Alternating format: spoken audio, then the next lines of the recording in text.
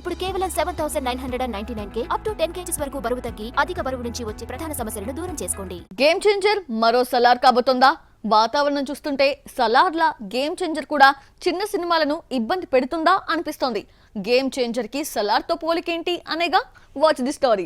Ram Charan Shankar movie game changer మొదలైందో లేదో 2023 Sankranti release అని ప్రకటించారు.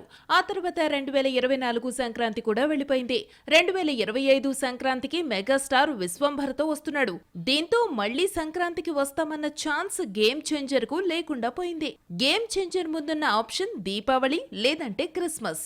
దీపావళి మనకు పెద్ద సినిమా పండుగ కానే కాదు. కాస్తో గొప్పో క్రిస్మసే బెటర్. క్రిస్మస్ హాలిడేస్ కలిసొస్తాయన్న ఫీలింగ్ లో ఉన్నారు మేకర్స్. ఈసారి క్రిస్మస్ బుధవారం రావడంతో 25న రిలీజ్ చేస్తే 5 రోజుల పాటు లాంగ్ వీకెండ్ వస్తుందని, జనవరి 1 వరకు ఓ వారం పాటు కలెక్షన్స్ బాగుంటాయన్న ఆలోచనలో టీం ఉందట. అయితే ఇదే సీజన్ లో నాగ చైతన్య తండేల్, నితిన్ రాబిన్హుడ్ వస్తున్నాయి. దీంతో గేమ్ చేంజర్ వస్తే మరో డేట్ చూసుకోవాలా అన్న భయంతో మేకర్స్ ఉన్నారు.